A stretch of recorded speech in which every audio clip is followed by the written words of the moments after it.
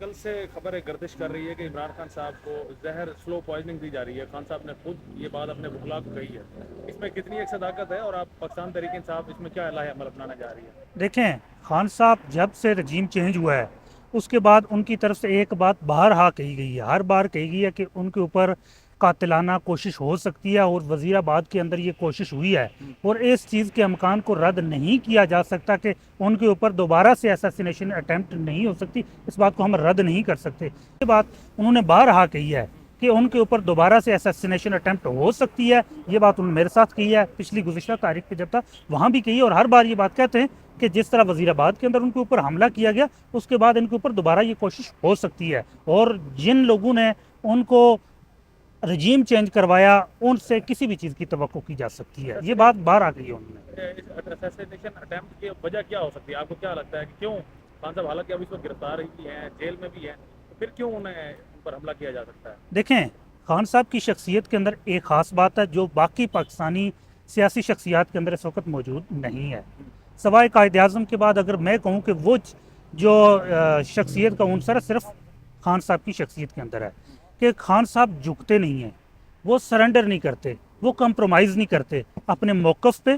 قوم کے جو موقف ہے اس کے اوپر اور قوم کے حق کے اوپر وہ کبھی کمپرومائز نہیں کرتے. قائد اعظم نے بھی کبھی بھی قوم کے اوپر کمپرومائز نہیں کیا، اپنے موقف کے اوپر کمپرومائز نہیں کیا. اور خان صاحب کی شخصیت کے اندر بھی یہ بات ہے کہ نہ تو وہ اپنے موقف پہ کمپرومائز کرتے ہیں، نہ سرنڈر کرتے ہیں، اور نہ ہی اپنا موقف چھوڑنے کے لیے وہ تیار ہوتے ہیں. انہوں نے جو موقف 1996 کے اندر رکھا آج بھی ان کا موقف وہی ہے. آپ 1996 کی ان کا جو منشور اٹھائیں، 1996 کی کوئی بھی تقریر اٹھائیں اور 2023 کی کوئی بھی تقریر اٹھائیں، دونوں ایک ہی چیز ہے کہ ان کا جو گزشتہ 27 سال سے ایک ہی موقف ہے اور ان کو اس موقف سے ہٹانے کی کوشش کی گئی. ان کو بارہا یہ کوشش کی کہ کرپٹ اور چور لوگوں کے ساتھ وہ بیٹھیں، ان کے ساتھ نیگوسیشن کریں، لیکن وہ اس بات پہ کبھی بھی نہیں آئے. اور بہت سارے جو فارن پالیسی کے حوالے سے ان کا جو موقف ہے وہ اس پہ ڈٹ کے کھڑے ہیں. اور اس سے عالمی بہت ساری طاقتوں کو بھی تکلیف ہے کہ خان صاحب جس طرح پاکستان ایک جغرافیکل اہم جگہ پہ پوزیشن پہ موجود ہے اور اس جغرافیکل پوزیشن پہ عالمی طاقتوں کی بھی نظر ہے، اور بہت ساری عالمی طاقتیں یہ چاہتی ہیں کہ پاکستان کی فارن پالیسی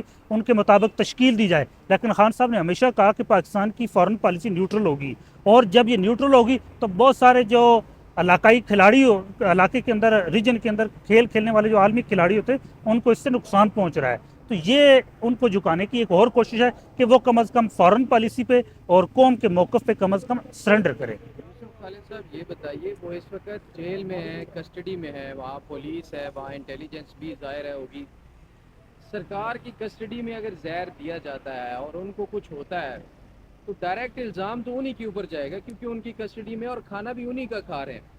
وہ اتنے بے وقوف یا پاگل کیسے ہو سکتے ہیں کہ اپنی کسٹڈی میں وہ سلو پوائزن کریں، جبکہ خان صاحب اگر باہر آتے ہیں کبھی تو ٹیسٹ ہو جائیں گے، پتہ چل جائے گا. یہ کیسے سمجھا جائے کہ یہ بات صحیح ہو سکتی ہے؟ اس پہ آپ کیا کہیں گے؟ دیکھ الزامات کا کیا مقصد کیا ہے؟ کوئی آپ ان سے کوئی میڈیکل چیک اپ کروانا چاہتے ہیں یا کیا؟ یہ الزامات نہیں ہیں، یہ جو باتیں کہی گئی ہیں کوئی بھی الزام نہیں ہے. ہم یہ جو بات کہہ رہے ہیں ایک تو تاریخ کے تناظر میں پاکستان کی جیلوں کی تاریخ اٹھا کے دیکھ لی جائے، ان کے اندر کیا ہوا، جیلوں کے اندر قیدیوں کے ساتھ، سیاسی قیدیوں کے ساتھ کیا سلوک ہوتا رہا. ایون میں آپ کو تاریخ میں مثال دوں، بھٹو صاحب کو جب جیل میں رکھا گیا تو یہ بات بھی سامنے آئی کہ جیل کے اندر ان کو آخری ٹائم میں تشدد کر کے مارا گیا. اب یہ چیزیں بھی مارکیٹ کے اندر، آپ کی کتابوں کے اندر، اخباروں کے اندر آج بھی موجود ہیں. اس چیز سے دیکھیں یہ وہ بھی اس وقت سرکار کی کسٹڈی کے اندر تھے، اور آج بھی باقی کتنے بھی قیدی ہیں ان کے ساتھ جیلوں کے اندر کیا سلوک کیا جاتا ہے، کتنے برے طریقے سے ان کے ساتھ کیا جاتا ہے، رویہ اختیار کیا جاتا ہے. تو اس چیز سے دیکھو یہ پاکستان کی تاریخ ہے کہ جیل کے اندر قیدیوں کے ساتھ غیر انسانی سلوک، اور بعض اوقات یہ جو بھٹو صاحب والا جو تشدد والا واقعہ جو رپورٹ کیا جاتا ہے ہمیشہ یہ ہوئے ہیں جیل کے اندر. اس چیز سے انکار نہیں ہے. ہم یہ چاہتے ہیں کہ خان صاحب ایک بڑی ہائی پروفائل شخصیت ہے، ان کے اوپر بہت سارے لوگوں، بہت سے پہلے بھی ان کے اوپر اسیسینیشن اٹیمپٹس ہو چکی ہیں اور اب بھی اس چیز کا خطرہ باقاعدہ موجود ہے. یہ اب ہم جو پاکستان تحریک انصاف ہے اور ان کی فیملی ہے وہ یہ چاہتی ہے کہ ان کا باقاعدہ میڈیکل چیک اپ کروایا جائے، ان کے ہماری جو میڈیکل ٹیم ہے اس کے ذریعے ہو، ان کو گھر کا کھانا دیا جائے. یہ ہماری بنیادی چیزیں، کیونکہ اگر زہر کا جو بات ہے وہ کھانے کے ذریعے دی جا سکتی ہے، جو جیل کا کھانا ہے وہ محفوظ بھی نہیں ہے. اس سے پہلے بھی بہرحال چونکہ خان صاحب شکایت نہیں کرتے اس چیز کی، لیکن وہ ان کی صحت کے لیے مفید بھی نہیں ہے. اچھا، رات ایک خبر آئی ہے کہ عمران خان صاحب کی جو طبیعت ہے وہ انتہائی ناساز تھی، معدے میں تکلیف کے باعث ڈاکٹرز کی ٹیم کو بھی بلایا گیا اور جیل کے اندر چیک اپ ہوا جہاں پر سپرنٹینڈنٹ اور باقی عملہ بھی موجود تھا۔ اس بارے میں پارٹی آگاہ ہے یا نہیں ہے، اور اس بارے میں کیا موقف ہے آپ لوگوں کا؟ اچھا، اس حوالے سے میرے پاس تو ایسا میرے پاس تو کوئی انفارمیشن نہیں ہے، البتہ پارٹی کی حد تک میری کسی سے ابھی بات نہیں ہوئی ہے اس وقت، تو اس حوالے سے میں موقف نہیں دے پاؤں گا۔ اسلام آباد ہائی کورٹ کے چیف جسٹس عامر فاروق کی بات کریں، پہلے بھی عدم اعتماد کا اظہار کیا تھا آپ لوگوں نے، لیکن اس کے باوجود وہ کیس اب بھی وہی ہینڈل کر رہے ہیں پاکستان تحریک انصاف کے سارے، اور فیصلے بھی جس طرح ضمانت مسترد ہوئی، کیا دوبارہ سے عدم اعتماد کی جانب جائیں گے یا سپریم کورٹ میں اس حوالے سے کوئی وہاں پر آپ لوگ درخواست دیں گے؟ دیکھیں، عامر فاروق صاحب کی جہاں تک بات ہے، ان کے اوپر پہلے بھی عدم اعتماد کیا، خان صاحب نے بھی کیا، باقاعدہ ہم نے اپلیکیشن بھی اس حوالے سے موو کی۔ اب عامر فاروق صاحب کو جو بنیادی طور پہ ان کو کیس سے دستبردار ہو کے کسی دوسرے بینچ میں ٹرانسفر کر دینا چاہیے تھا، کیونکہ یہ عدالتی اخلاقیات ہیں اور یہ جج کا کنڈکٹ بھی ہے۔ جس طرح عامر فاروق صاحب ہماری درخواستوں کو دبا کے رکھ لیتے ہیں، فیصلے محفوظ کر لیتے ہیں اور اس وقت فیصلے سناتے ہیں جب اس فیصلہ سنانے کی ضرورت ہی نہیں ہوتی، انصاف کا قتل ہو چکا ہوتا ہے، پھر اس کے بعد اس اپیل کو انفریکچس قرار دے کے داخل دفتر کر دیا جاتا ہے۔ تو یہ ہمارا پہلے دن سے توشہ خانہ کیس کے اندر سے یہ گریوینس رہا ہے، اور ابھی سائفر کیس کے حوالے سے ہمارا یہی گریوینس ہے۔ یا تو آپ ٹائم کے فوراً وقت کے اندر ہماری درخواستوں کو، ہماری اپیلوں کو ڈیسائیڈ کر دیں، اگر نہیں کرتے بھئی آپ کسی دوسرے بینچ کو بھیج دیں۔ ہم یہی گزارش کریں اسلام آباد ہائی کورٹ کے اندر باقیوں کو بھیج دیں۔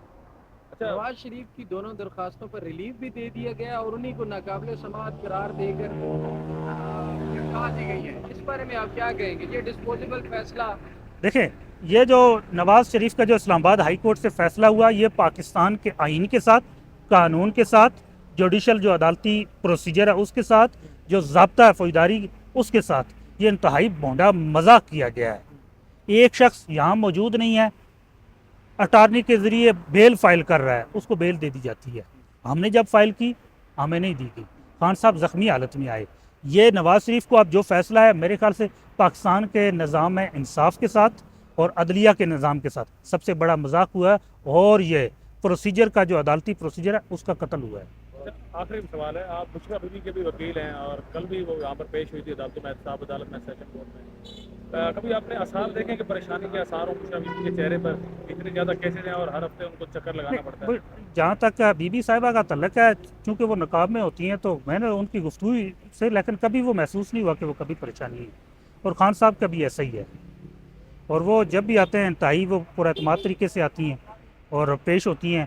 اور میرے خیال سے یہ پاکستان کی تاریخ میں پہلی بار ہے کہ ایک سابق وزیر اعظم کی جب اس کو نہیں جھکایا جا سکا تو اس کی اہلیہ کو، اس کی بہنوں کو، اس کے خاندان کے لوگوں کو بھی عدالتوں کے اندر گھسیٹ لیا گیا، جن کے خلاف کیس ہی کوئی نہیں ہے، جھوٹے کیس قائم کر کے ان کو عدالتوں کے اندر گھسیٹا جا رہا ہے۔